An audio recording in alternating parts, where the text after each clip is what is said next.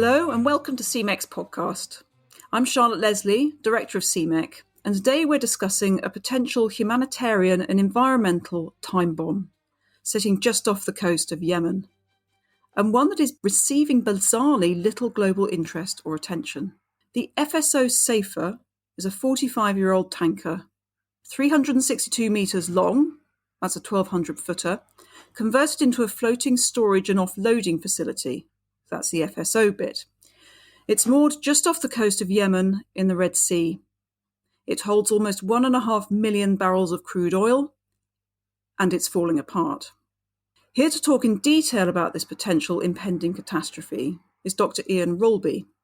Dr. Ralby is a recognised expert in maritime security, international law, hydrocarbons crimes, private security oversight, and countering transnational crime.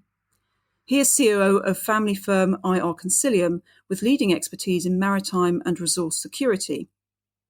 He's formerly a maritime crime expert for the United Nations, and he's also an adjunct professor at the US Department of Defense's Africa Center for Strategic Studies. Dr. Ralby, may I call you Ian? Of course. Welcome. Thank you. Now, before we go into the detail of all this, can you just explain to us what happens if we do nothing and there is an oil spill? Absolutely. This spill will be enormous. It will be more than 4 times the size of the Exxon Valdez spill of 1989, whose effects we still feel today.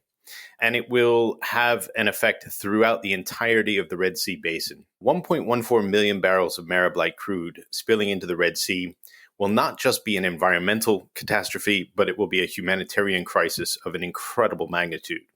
There are a couple of concerns. First of all, we have a real concern about access to the port of Hodeidah, because at the moment, millions of Yemenis are living on the brink of famine. And as recent news has indicated, an entire generation of Yemenis stand to be lost to this famine. This would be the quickest way to precipitate their death. That comes in 2 different forms. First, access to humanitarian aid through the port, and second, access to clean drinking water through the desalination plants on which much of the region relies. And just to remind our listeners, Hodeidah is the port on the west coast of Yemen. Correct. It is the Red Sea port just a few miles to the southeast of the SAFER. The SAFER is off of Ras Isa at the moment. That's where it has sat since 1988, and Hodeidah is not far down the coast. And Hodeidah is the main port for access to humanitarian aid into Yemen. And it is the main conduit through which the international community can help prevent the death of Yemenis from famine. And losing access to that port, either through the cleanup operation or the toxicity of the water and air surrounding the port, will cause a very rapid decline in the humanitarian situation within the country. And that is irrespective of any other measures that come into play, because access at the moment is primarily dependent on Hodeidah. And that is, I would say, the number one concern is the loss of human life that could spill out of this. And it's not just in Yemen.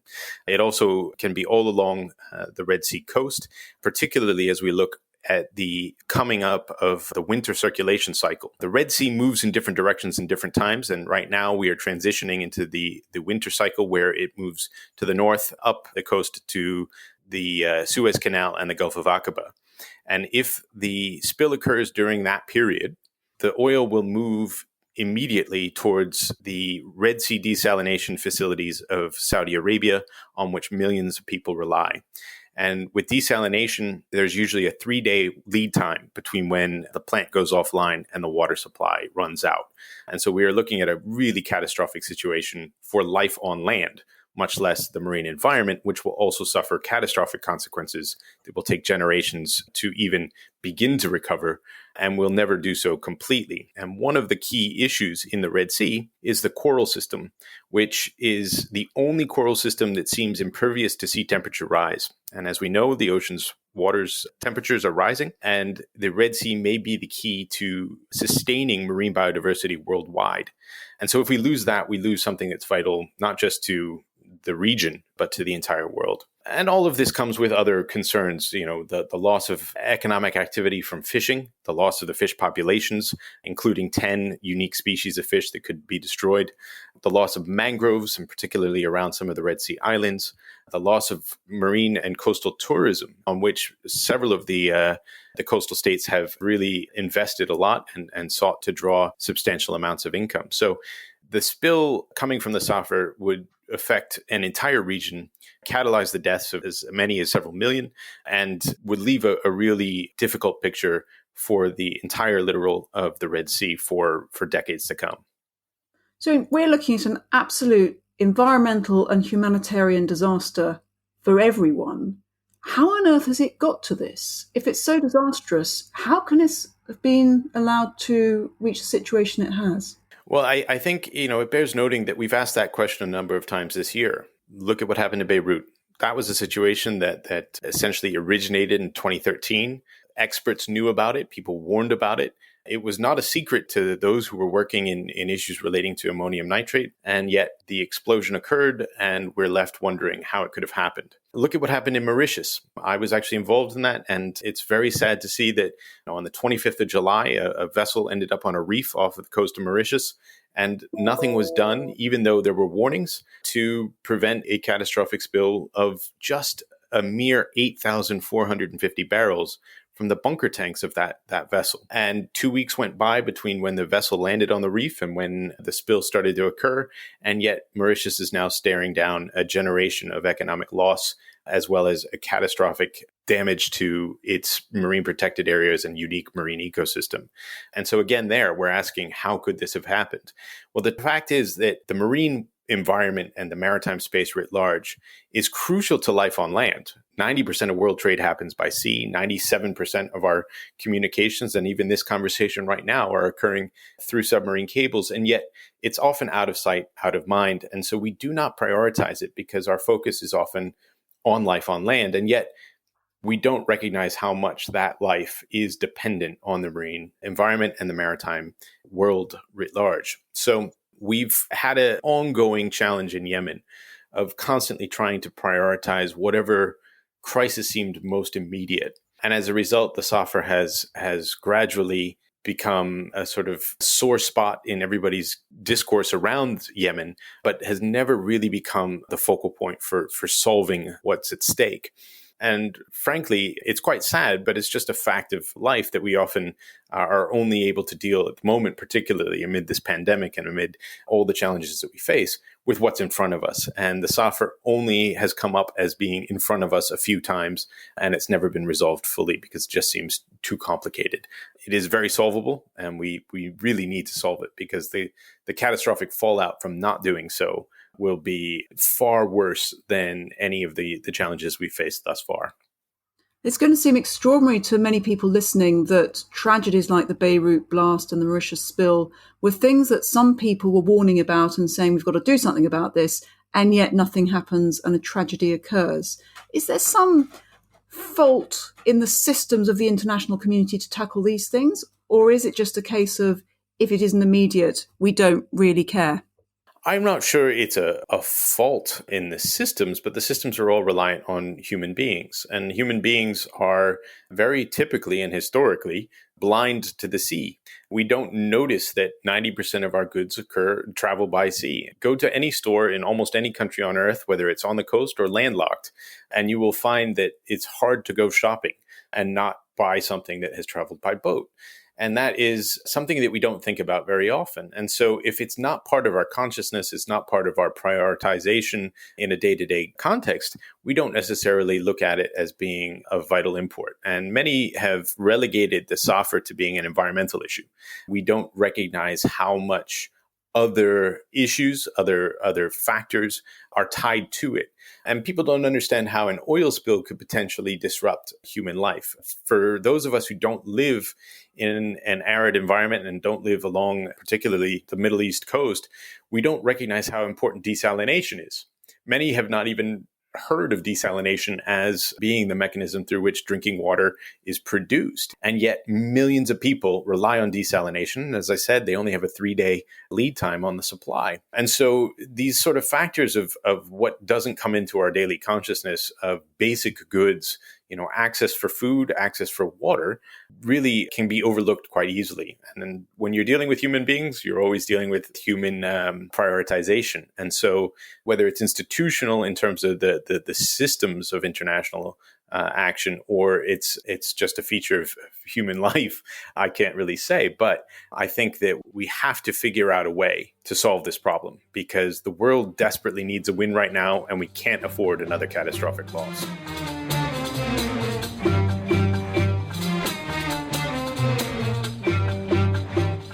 Thank you. You're listening to CMEX podcast. I'm Charlotte Leslie, and I'm talking to Dr. Ian Ralby about the dangers of the disintegrating oil tanker FSO SAFER just off Yemen's coast.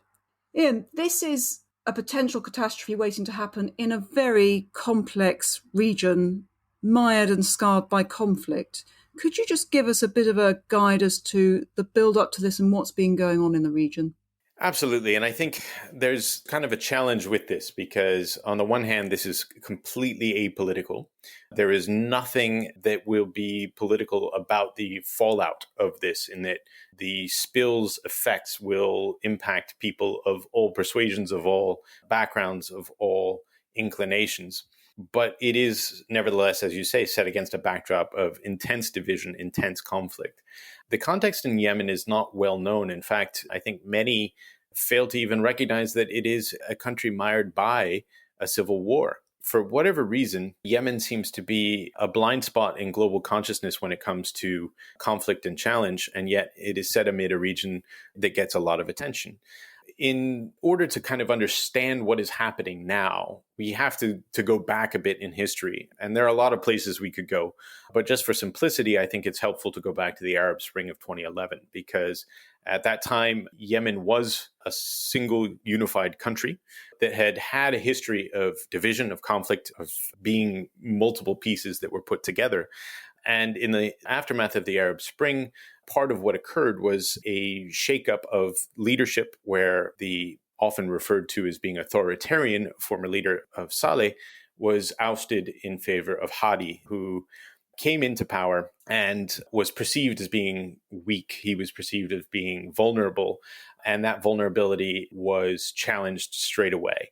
And by 2014, that challenge had led to a fraction of the country where Ansar Allah, a movement of the Shia minority, sought to overtake the government and to oust from Sana'a the Hadi leadership. And they were very successful in getting support from those who were disaffected, including former supporters of Saleh. That would be a very simple narrative if we just said that there were these two competing groups, the Hadis and Ansar Allah, also referred to quite colloquially as the Houthis. And so the Houthis versus Hadis is the simplistic narrative that tends to be told in order to make sense of what's going on. But it is far more complex, as you say.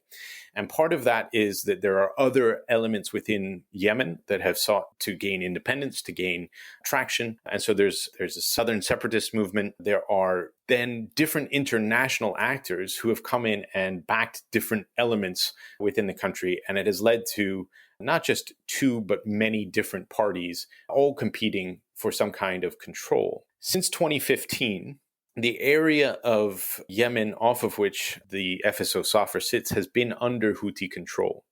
However, the infrastructure itself, and this is where complexity comes in, is actually owned to this day by CPOC, the SAFER Exploration and Production Operation Company, CPOC. And CPOC, where are they based? Who are they? They are a state-owned oil company of the Hadi government.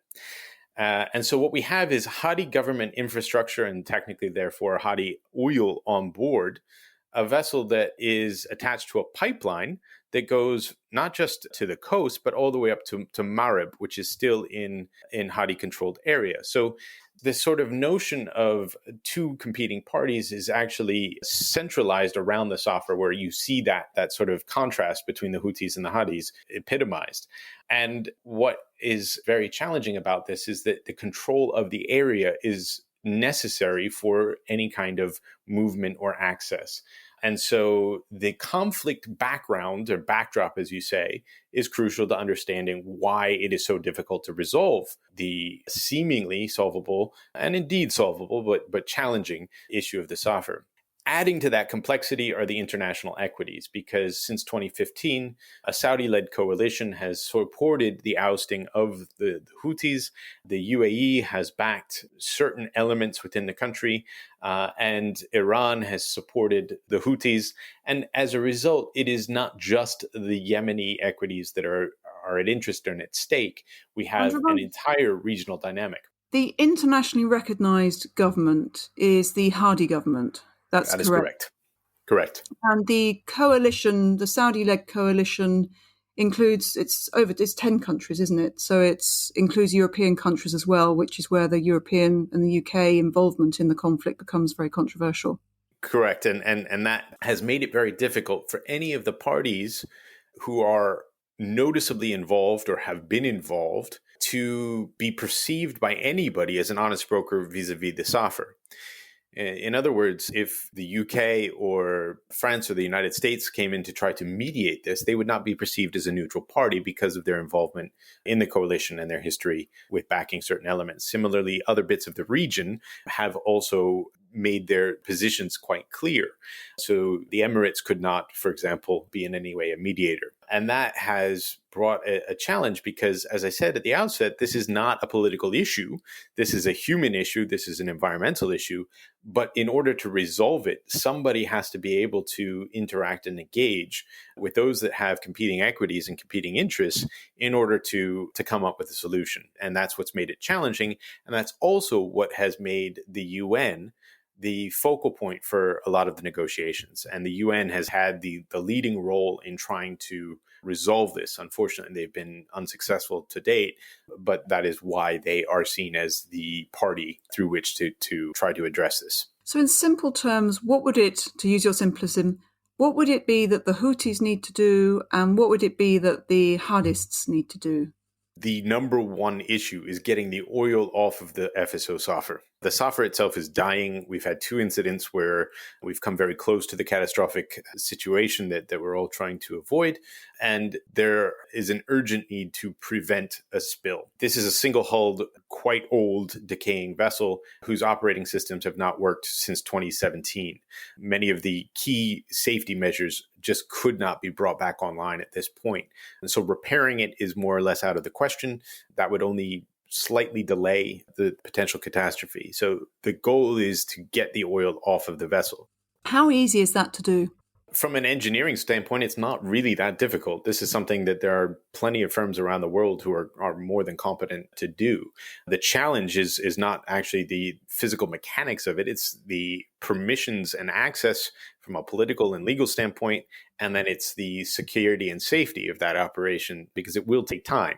This is not something that will happen in a day. And that means that 2 things need to happen. One is there needs to be some kind of assurance through credible action that there are not mines around the area that could potentially disrupt the offloading operation, and that there are no actors who would take action to attack it. So security is a sort of a wild card in how this would unfold, but from an engineering standpoint, it's not that challenging. And where would you need these assurances come? Who is in a position to give these assurances? This is where the Houthis have a particular role in that they are the ones who control the area, and therefore they control the access, and therefore they control the responsibility anyway for security. They are also perceived by many, whether it's true or not, it's not for me to say, but they're perceived by many outside as being the ones who are also most challenging and the biggest risk for precipitating an attack during an operation. And the assurances and guarantees of Houthi leadership would be needed in order to make anyone feel comfortable conducting an operation like this. Has there been any progress in achieving that? What's been the story so far?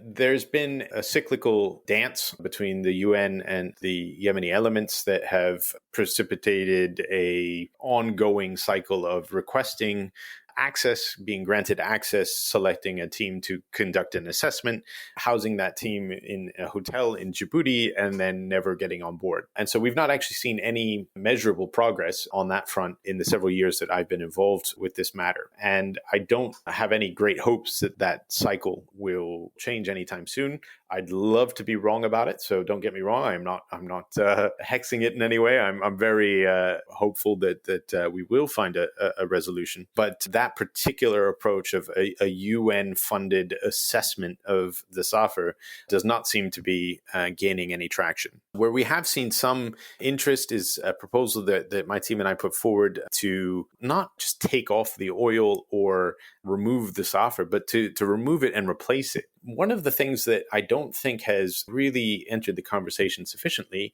is the desire by particularly the Houthis that do control the area, but probably by all, to maintain some of the infrastructural options for the future. At some point, Yemen will hopefully no longer be embroiled in a conflict. And at some point, therefore, Yemen will be focused on having an economy that will support prosperity of its population. And that means that having infrastructure, preserving infrastructure is a priority. And the SAFER represents a major infrastructural asset that the government of Yemen and the Houthi leadership, I think, both would like to maintain.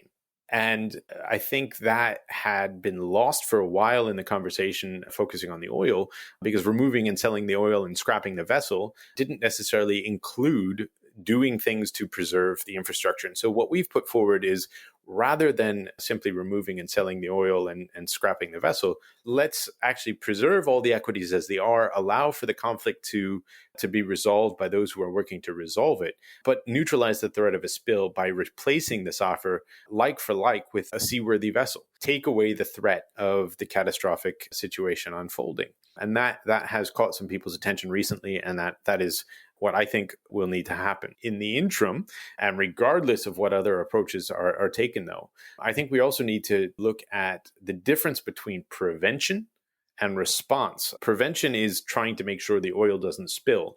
And thus far, we've had no real tangible progress on that. And so we need to also be looking at response. And response amid a pandemic, amid a conflict, amid a security situation where there could be mines. Just recently, we saw a vessel hitting a mine off of another coast of Yemen, off of Aden. And that really has highlighted the need for caution on this front. And so we need to respond as quickly as possible when a spill begins. So the best time to put a response in place is actually before the spill does start. And if we wait to even start figuring out who and how we would do that until it is too late, there will be very little hope of even mitigating the catastrophe. And so we're looking as well at options for how the area around the SAFER could be boomed with sufficient booming material in order to contain a spill, and not just any spill, a spill the size of the cargo of the SAFER. 1.14 million barrel spill is immense. And so, a few meters of boom will not be enough. This is a significant booming operation. But the ability to put that into place now would at least give us the chance of mitigating some of the effects on desalination and port access, and on ultimately the devastation of the marine environment. There have been suggestions that it's within the Houthis' interest to use this for leverage in negotiations. Have you seen any evidence of that in your work? I think the cycle indicates that the interests of the parties are perhaps not as simple as some have tried to make it to be just about the money. And the money picture itself is often used as the explanation for why there's not been progress. The money at stake is very low. 1.14 million barrels of Arab-like crude that's been sitting for 5 years, likely to have degraded to some degree, and trying to be sold amid a marketplace that is not exactly welcoming for crude of any kind, much less that with a bad history. You're looking at several tens of millions of dollars. 44 million is sort of the highest threshold. More likely, you're looking 20s or 30s. And so that is often the explanation. But as you say, others will argue that it's about leverage. And I think that leverage is important, but understanding what that leverage means is also quite important. And I worked previously in the Balkans, and one of the problems of working in the Balkans was that outsiders would come in and arrive at the simplest explanation for why things were the way they were. And they never scratched the surface to find out really what the equities, what the interests were. And I think there's a danger of doing the exact same thing here. This is not a simplistic set of issues. We're not in a position to be able to explain everything with a couple of sentences of generalizations. And so I think simply saying that it's about leverage runs the risk of oversimplifying what that means. And going back to what I was saying before, I think we need to understand the desire of some to have a future, to have infrastructure. And so recognizing that, a negotiating position that involves removing the SAFER and removing potentially the pipeline attached to it is perhaps not going to gain traction, means that we can start looking a little bit more closely at what the actual interests are and try and resolve the situation. But fundamentally, there is a challenge, which is that no matter who you're talking to, whether it is the Houthis, the Hadi government, the Southern separatists, the UN, or any of the other international actors, not everyone understands actual tangible fallout that would occur from this sort of a spill. And getting people to recognize the urgency of this particular matter and not seeing it just as sort of an environmental inconvenience is really quite difficult, but quite important.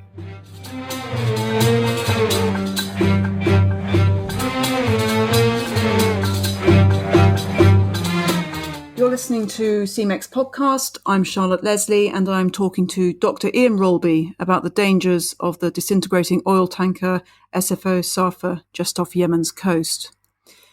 Ian, thank you. You've spoken about the importance of getting people to understand what the catastrophe would look like if this tanker disintegrates and sheds its load. What can our listeners do? This is an issue that many people would be surprised that they haven't heard more about in UK press and media. It's a massive environmental risk and a massive humanitarian risk. And we do hear about other humanitarian and environmental risks. What can people who are frustrated listening to this do? Is there anything that we can do here in the UK? Is there any way people can raise this? And also, is there anything further that people should read if they want to find out more about it? Absolutely. I think there are a lot of challenging situations around the world, and prioritizing what we do about them is difficult. However, this one is not just about the region in which it sits. As I said, the future of Red Sea coral is closely tied to the future of marine biodiversity, which is closely tied to the future of life on land. Our planet is experiencing plenty of challenges at the moment from a climate standpoint and from a human action standpoint. And this is a situation where we don't really want to find out what the full consequences of inaction would be.